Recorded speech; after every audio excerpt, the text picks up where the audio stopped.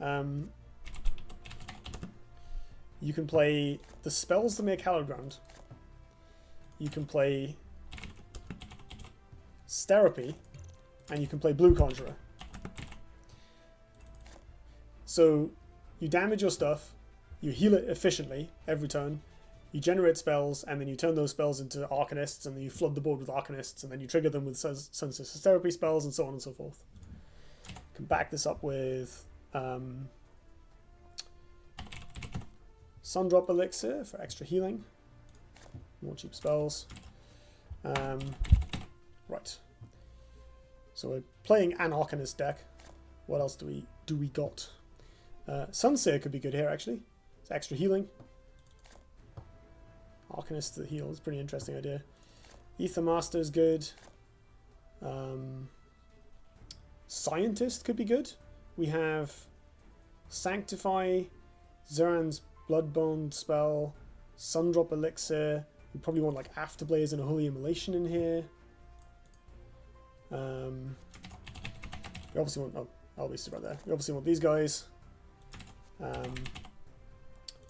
want these. We want to protect our stuff, so we want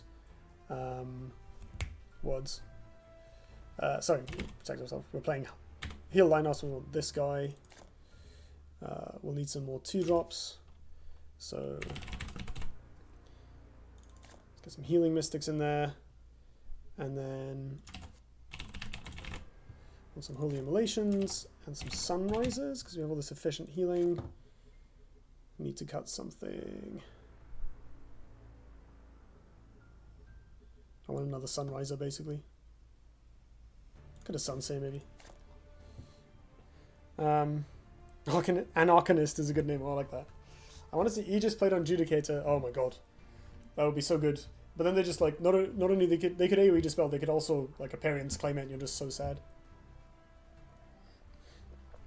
That's another thing. I really want to play Evolutionary Apex, but I know the first time I do it, I'm going to give my opponent some minions and myself more minions, and then they're going to play this, and I'm going to be really sad.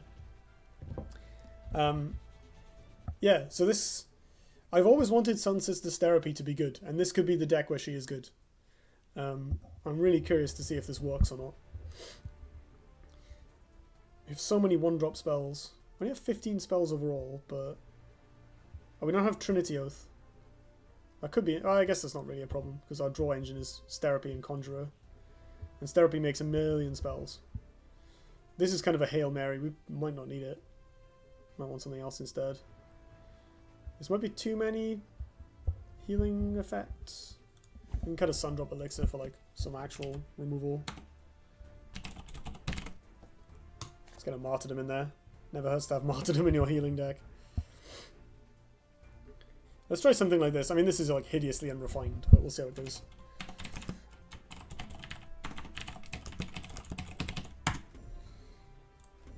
Oh, that didn't fit in the thing. Rubbish. Let's try it without the number at the start. Yeah. Only 6 tip exclamation mark? What does that mean? Oh, turn 1 playman. Yeah, that's fine. It's a control deck. Scintilla's a good shout. Yeah, I guess we don't need Sunseers, right? Scintilla's better.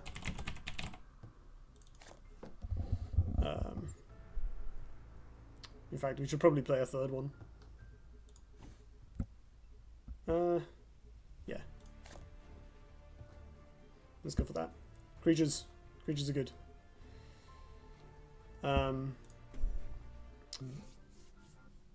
Like a certain, like the top few cards in power level get rotated.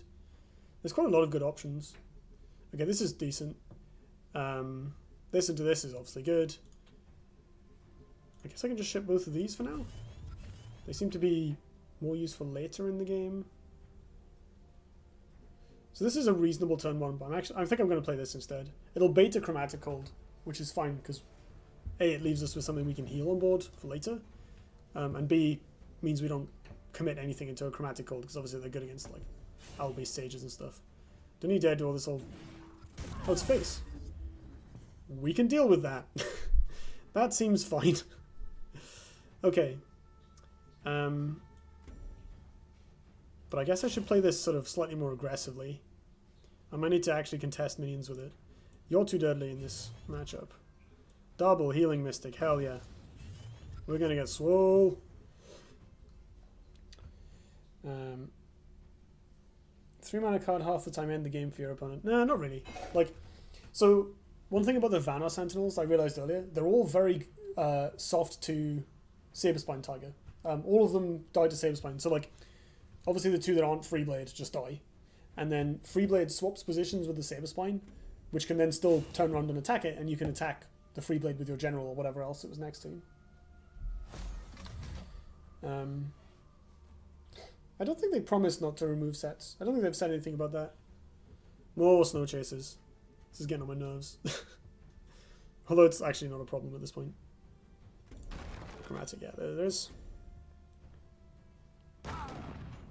So we don't get to beef up, but we do get to, like, heal. So that's fine too. This immolation isn't terrible. We can just, like, make a race of it. I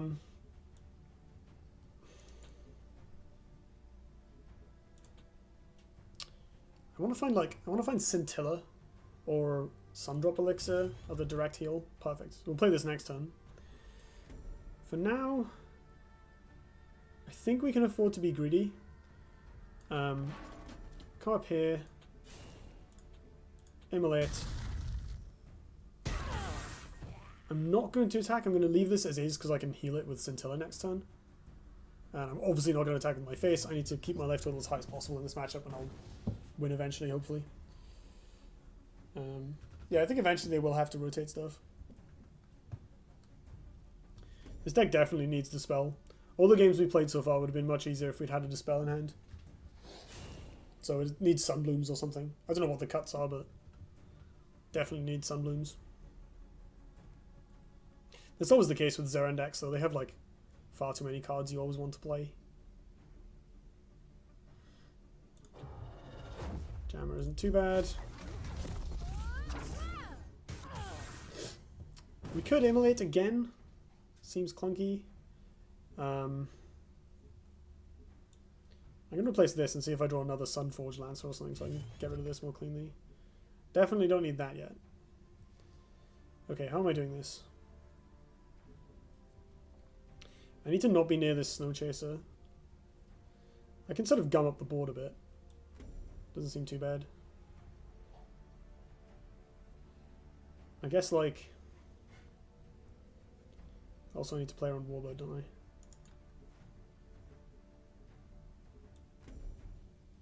Oh, that makes it awkward because I want to use the mana tile. I guess if the Scintilla gets Chromatic Cold, it's not the end of the world. Alright, so I'm going to go here. Nope, wrong way. This way. Here. Attack this. Heal my Lancer up, and then play Healing Mystic.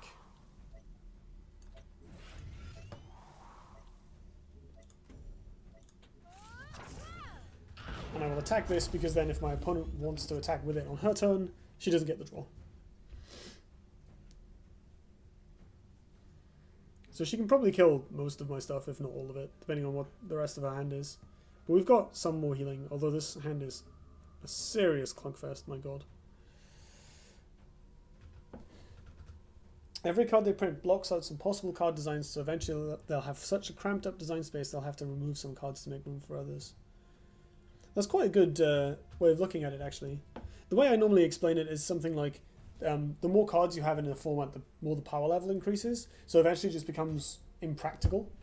The cards at the cream of the crop stay roughly similar in number. Like there's usually, 5 or 6 decks in the top tier, or top couple of tiers of a format, which is like maybe 150 or 200 distinct cards. And that stays the same because as new decks come in, they push others out of the meta. Yeah, there's the Chromatic Hold. I'm okay with that. I'm fine with Chromatic on the Scintilla. Like, this is kind of bait in a way. So she's going to hit this. Maybe trade here, probably go face. Yeah, trade, sure. So she can clear my board and then develop another 2-drop, which is absolutely fine.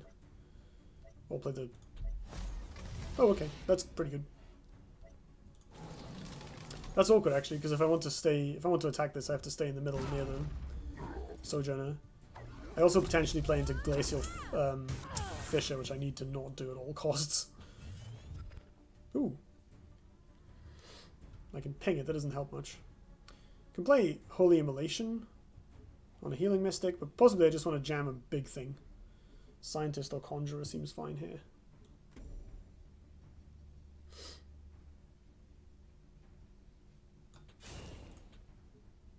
I'm probably not dead next turn. It's probably a bit harder for her to insta-kill me from 6 mana. Then again, if I Conjurer and like Fortified Assault, I at least get a card back, which the Scientist doesn't really do. This guy still takes the same amount of damage to kill, but I get one shot at an Arcanist. Then again, if I wait a turn, I get multiple. So let's play this out. And again, I'm not going to attack. Barrier, sweet. Oh, that would have been good with the Scientist. I was thinking about a way to give you a general rebirth. Oh man. Eternal Heart sort of does that. And Vulcanu's Seal. I guess it'd be a combination of both. Rios is mostly talking about synergy, not purely power level. It's sort of both. Like, that's kind of the issue. What ends up happening, so if there's actually a worked example of this. If you look at Yu-Gi-Oh! So Yu-Gi-Oh! For those of you not in the know, is a paper card game. It's very popular in Japan and to some extent in the West. Yu-Gi-Oh! Doesn't have rotation at all. So they have this ban list that's pages and pages long because they keep having to like basically push old good stuff out of the meta to make the new decks playable without massively increasing the power level over time, which has still happened. There's still like ridiculous stuff that gets added. On top of that, they tend to make very insular sets. So they'll print like a new tribe, like, you know, it'd be like if Duelyst added elementals or whatever, and the elementals only worked with other elementals and were useless elsewhere. And they were like, you know, it was like a set of 20 of them or something, and you'd build a deck from some subset of those 20, and that was it. And you would never play, you'd never play those cards anywhere else. So that's how, obviously, just because one game has done it badly doesn't mean that's always going to be the case, but like, oh, this is great. I'm more than happy to trade for a Frostfire and the Hearth Sister in this case. Oh, she's running away from me. That's nice. That's less nice. Can I kill that? I mean, I guess I can immolate. I have to come back over here, though, and expose myself to potential fissuring. I can ping it so that it dies on contact with me. That might be good. Let's replace Immolation, I think. Conjurers for days. I'm going to play a Conjurer here where it body blocks me, but still stays in range to be a decent threat. And then let's Barrier and see what it does. 4 wins. Death Knell is pretty sweet. Can't deny that. Go for a bit of this. Actually, it's possible I should just run the hell away, like get out of Saberspine range. No, because you can fly this over anyway. That's bad. Oh, Scintilla. Good. Okay. We drew a card that does something. If you print a strong 3-drop with a certain synergy, you can never make other weaker 3-drops for the same faction and strong cards that synergize with it.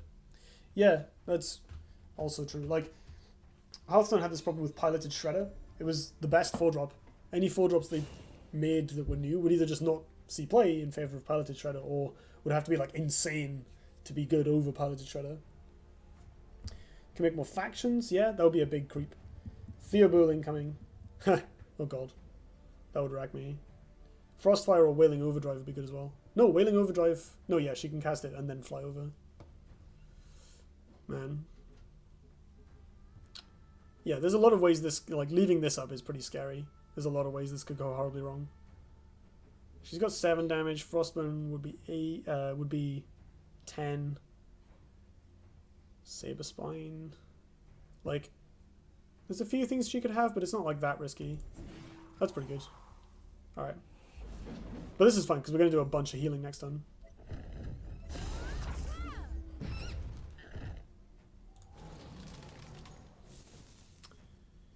So we can do Ether Master, Scintilla, Afterglow, Healing Mystic, heal for 5, develop a bunch of minions. This is an easy place to start with. Ooh, is that worth it? Probably not. I think I'd rather get the Ether Master out. Oh, we don't have mana for this and Scintilla and Healing Mystic anyway. So it's sort of a waste of a bunch of heal triggers, but not really. So I'm obviously more than happy to kill this. Let's play my other minions in like threatening position. Is there anything that can really punish me for doing this? I do kind of need to get near my opponent if I can. Frostburn kills these anyway. Yeah, I think we're good to do this. This death knell is too slow. Lovely.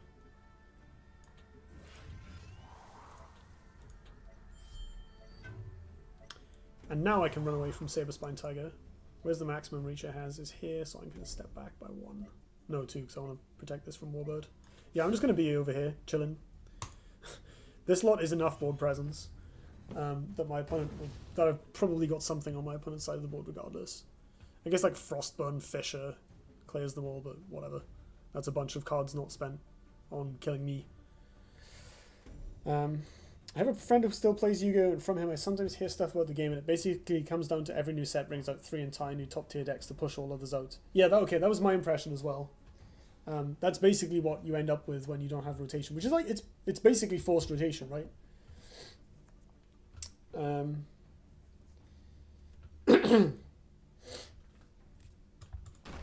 Yep, sure. It's fine, we got another one.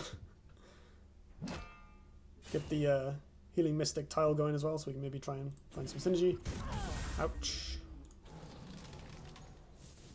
Ooh. Get to actually kill this with Fortified Assault. How nice. Right, you're bad. You're good. I can't actually get whatever's on here damaged though, can I? Enemy minion space? No.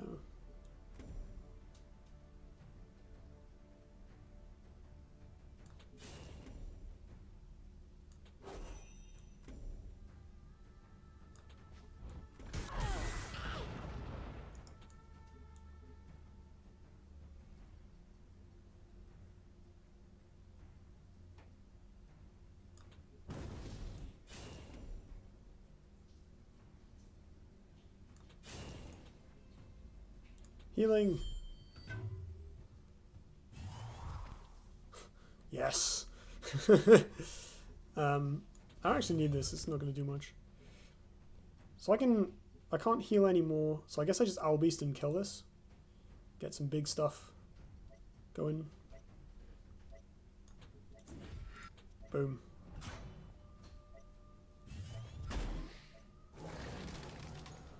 Ooh, Firestarter. Some nice burst. Good times. So we're safe from Saberspine Tiger for the most part. Can she play like minion, Saberspine? Yeah, she could like Flameblood Saberspine. Or Flameblood Blood Tear Saberspine. Oh, don't really? Okay, good. I was like, are we really dead again?